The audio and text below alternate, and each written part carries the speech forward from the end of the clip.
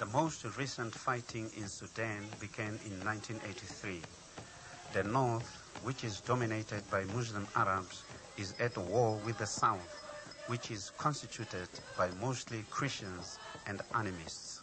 When the Islamic government in the north decided to introduce Sharia Islamic law throughout Sudan, a rebel armed force, the Sudan's People's Liberation Army, arose under the leadership of Colonel John Garang to seek full political independence for the South.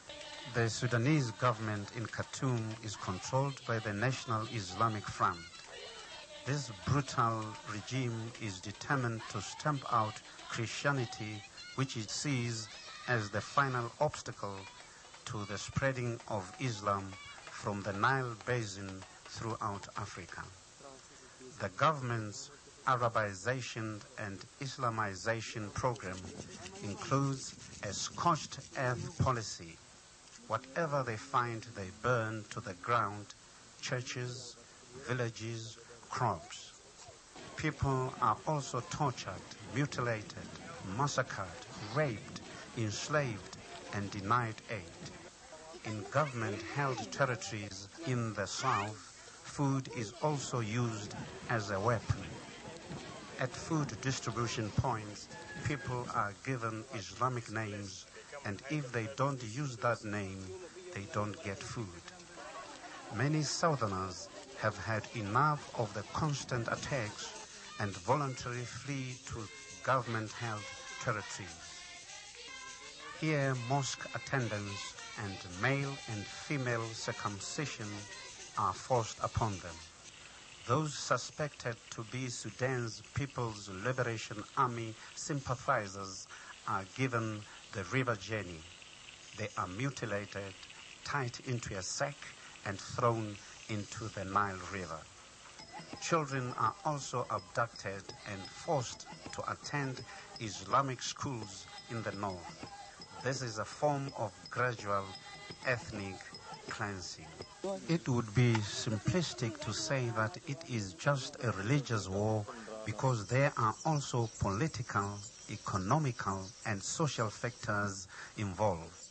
Another reason why the government of Sudan doesn't want to grant the South independence is because the South's agriculture and minerals form the backbone of Sudan's economy, and the North doesn't want to lose control over these assets. So NIF, financially and politically using their ideologies, they are digging the oil through help of Chinese and others different foreigners. So here the oil needs security, and the population are rejecting the implementation of the transportation of the oil to the north. What they are being killing for is not known.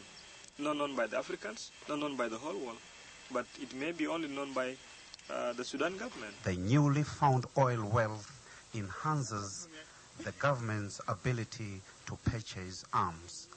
Ethnicity also plays a major role. The Arabic name for southern Sudan is Bilad al-Sudan, literally meaning land of the blacks, but understood as land of the slaves in the local idiom. Whatever the reason for the war, massive human rights violations are committed against both the Christians and the non-Christians in the south. In an aerial bombing on a school in the Nuba Mountains, 14 pupils and 1 teacher were killed and many injured.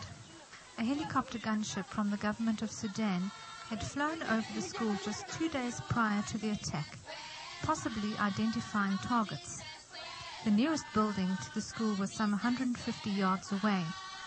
There was no evidence of a military garrison in the area, as the government later claimed. It was a cold-blooded attack on innocent children. For one mother, Salwa, that Tuesday morning started like any other. She and her 4 children rose at 5:30 a.m. and started preparing for the day. The 9-year-old son complained that he did not feel well. Thinking it was possibly malaria, his mother said he could stay home and suggested that his twin sister also stay at home. However, she wanted to go to school and set off on an hour-and-a-half walk. She was in a class studying English when her life came to an abrupt end at 9 a.m. that morning. This was the second tragedy for the mother. Her husband was killed in 1997 during a government raid. Another mother died of a heart attack after seeing her daughter's decapitated and mutilated body.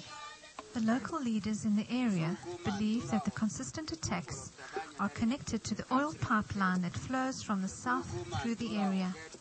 The objective seems to be to drive these innocent farmers from their land in order to control the land and the oil. This is just one example of the suffering inflicted by the Islamic government. People are also bowed down by continuous droughts and human-inflicted famine caused by the burning of crops. More than 2 million people have died in Sudan since 1983 as a result of either the war or the famine.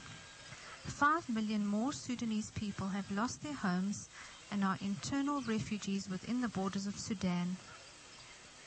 The biggest needs that people have to survive are shelter, food, and medicine. Communities have also deserted their villages because it attracts the attention of the enemy. Families now live under trees deep in the bush to avoid attacks from NIF and pro-government militias. Often a whole family shares one small dwelling.